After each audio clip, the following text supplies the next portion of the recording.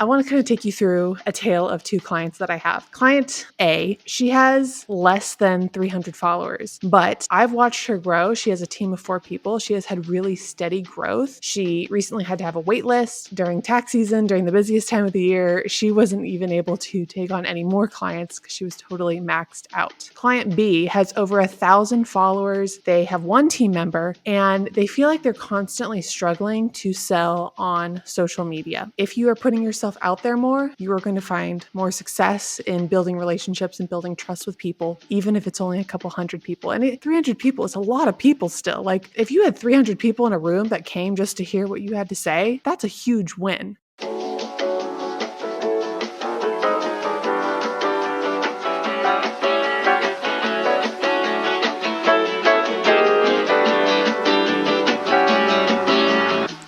Welcome to the Media Books Podcast, the only place on the internet where creative accounting isn't a bad thing.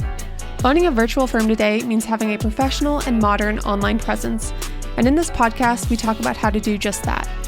My name is Kristen Corey, and I'm the owner of Media Books, a media agency that provides creativity exclusively to accounting firms. And if you're an accounting firm owner, you're in the right place. Let's get into it.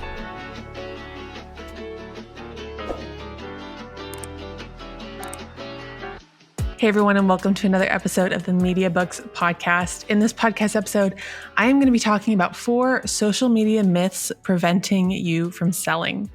Some of these myths are preached, some are implied in the marketing world, and I want to go through each one. I want to debunk them, share my reasoning, and basically talk about how you can easily overcome them and why you should be overlooking them. But let's get into it. Okay, so myth number 1, the number of followers matter. Now, you obviously cannot have 0 followers. You do need to have some sort of audience. And conversely, the larger an audience you do have, there are some benefits that come with that. You can take advantage of more opportunities. You very well may be getting more consultations. You may be able to attract higher talent. But I do want to kind of talk about, the implied idea that if you only have a couple hundred followers, that's not good enough, or you need to be an influencer level status in order to turn your business into a full-time job. And I want to kind of take you through a tale of 2 clients that I have. Client A, she has less than 300 followers, but I've watched her grow. She has a team of 4 people. She has had really steady growth. She recently had to have a wait list. And during tax season, during the busiest time of the year, she wasn't even able to take on any more clients because she was totally maxed out. She has a really good flow of clients. She's had really steady growth, but she has less than 300 followers on her social media. Client B has over 1,000 followers. They have 1 team member, and they feel like they're constantly struggling to sell on social media.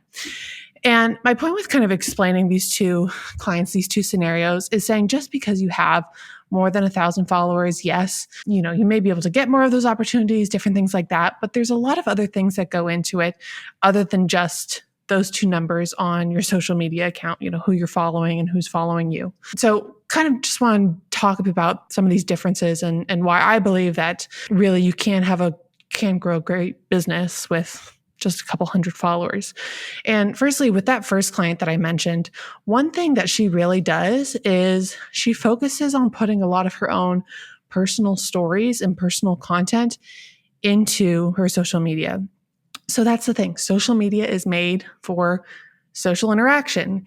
If you are putting yourself out there more, you are going to find more success in building relationships and building trust with people, even if it's only a couple hundred people. And I mean, that's also the crazy thing to say is that 300 people is a lot of people still. Like if you had 300 people in a room that came just to hear what you had to say, that's a huge win.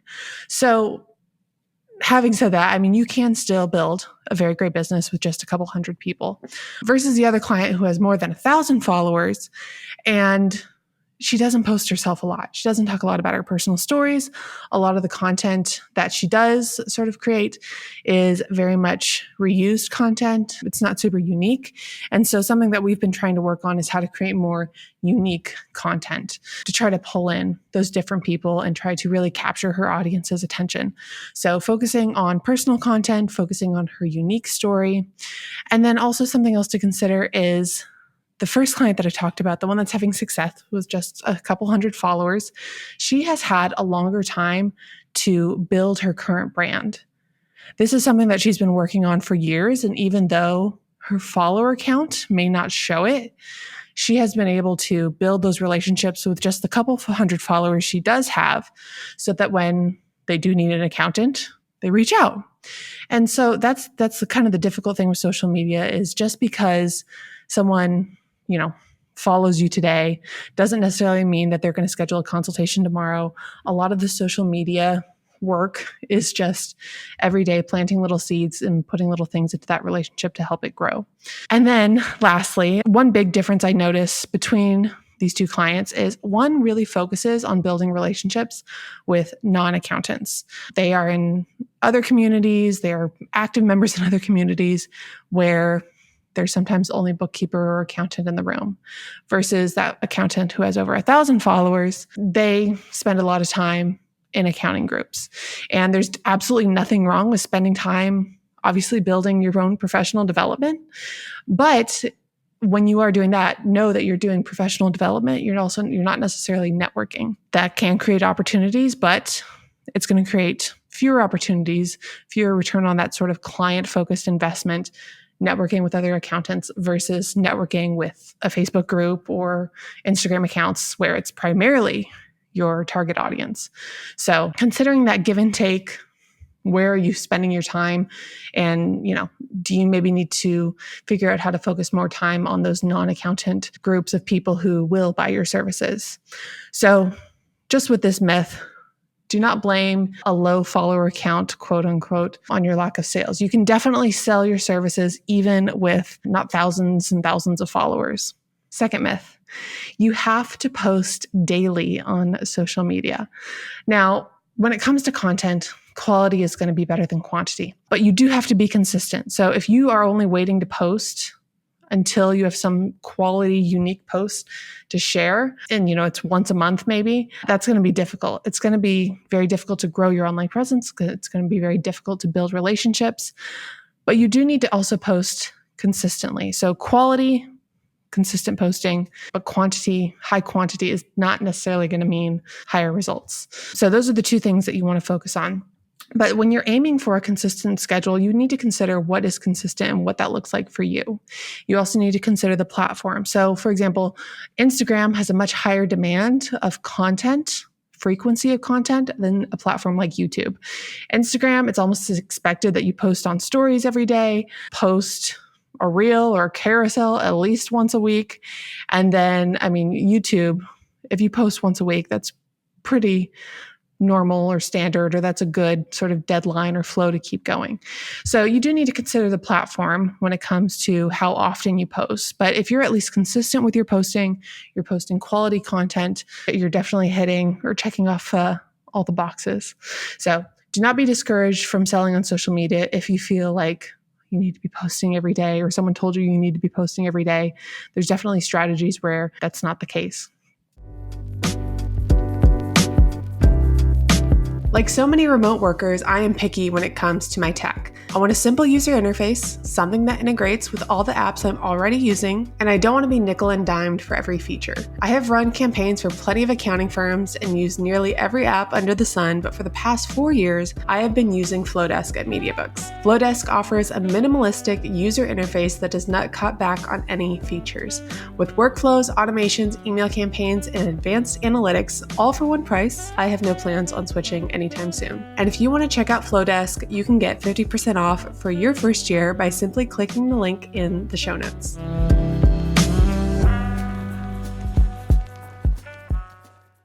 Third myth, if a lead does not contact you on social media, it is not working. So I had a client a few years ago tell me, I don't get any clients from social media. And I could see why she would say that, but I told her to go back and look at your last 3 consultations, figure out who they were with, and then see if they follow you on social media. If none of those last 3 consultations, people in those consultations follow you on social media, then I agree with you. Yes, your social media is not giving you leads, and which is an issue we'll work on. However, if they are, then that doesn't necessarily mean that your social media is not working. It may just not be working in the way that you want it to. It may not be generating cold leads, but that doesn't mean it's not still helping you build relationships with leads. There's something in the world of marketing called the client journey, and it's basically putting yourself in the shoes of the person who is discovering you, learning about you, building a relationship with you until they become a client and you have a more formal relationship. So the expectation that a lot of us have is that a client finds us and they schedule a consultation. And I know a lot of us have this expectation because when we post ads, we'll post things like, need an accountant? Give me a call. And we kind of expect people to just, hey, I do need an accountant. And then they'll pick up the phone and give us a call. That's not really how it works. The reality is that sometimes a client finds us via another client, a lead finds us via another client sharing our info on social media. They give us a follow. They follow us for about maybe 4 months, and then they'll subscribe to our newsletter. And then, they feel like they're getting too many emails, so they unsubscribe.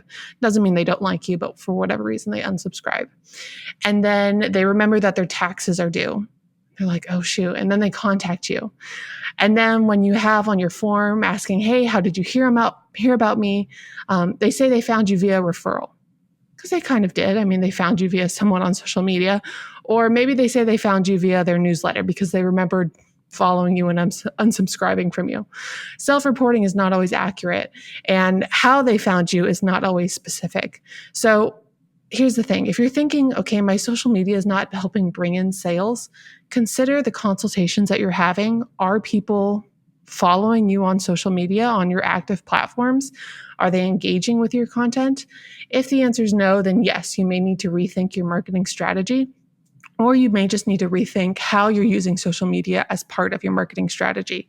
It may not be the source for generating new leads, but it may still be playing a very important role in how you turn those leads into clients. Last and final myth is I have to do X, Y, or Z in order to be successful.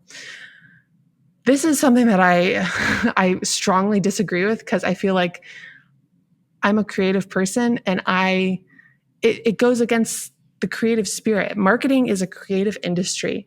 And when you take risks in creative industries, sometimes you're rewarded, sometimes you're not. But that's part of the gig, is taking those creative risks and trying to do something different that no one else has thought of and going outside the guidelines. And I realize that may be difficult when you're an accountant and you're like, no, I want guidelines. I want you to tell me A, B, and C. I work in boxes and arrows. I want to know exactly what to do. And there's a lot of marketing that is like that. They say, do this, this, and this, and you will achieve a result.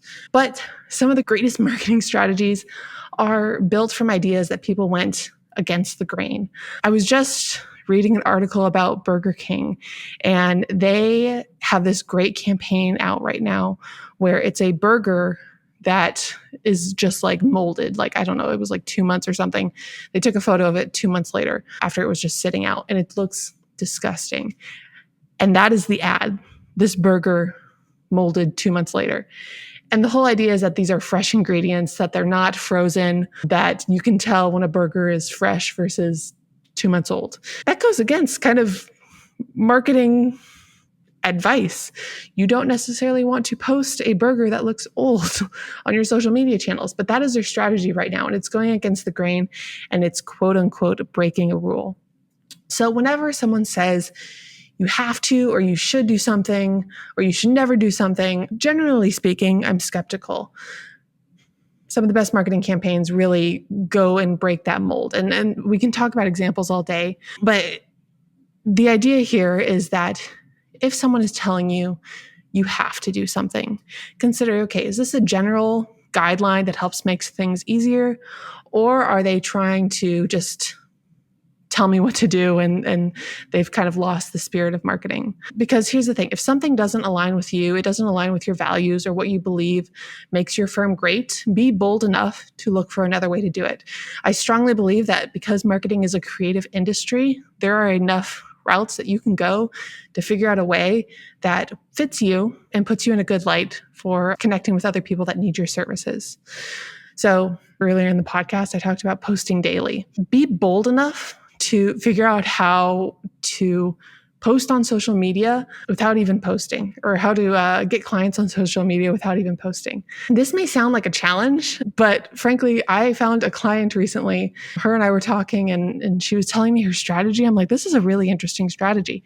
She has this whole plan for how she is not going to post on social media, do posts on Instagram, but she's going to do a lot of stories, and she has this whole idea.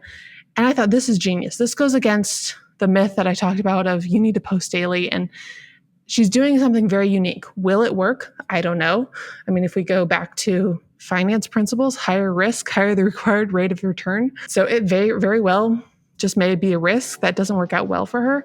But on the other end, she is breaking a quote unquote marketing rule, and it may have a very high ROI. And I'm frankly excited to watch her break the rules.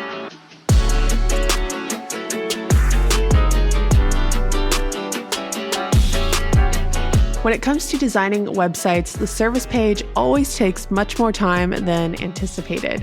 It can sometimes be hard to verbalize everything you do, so I always recommend simplifying, which is what I'm going to do right now with MediaBooks. Here at MediaBooks, we offer 3 services for every stage of your business. We offer web design for when you are just getting your marketing strategy up and running, or you need a website refresh. We offer website audit services for those DIYers, and we also have advisory services for those who love their website and are ready to advance their marketing skills. Get started with MediaBooks by visiting MediaBooksAgency.com. MediaBooks, the only place on the internet where creative accounting isn't a bad thing.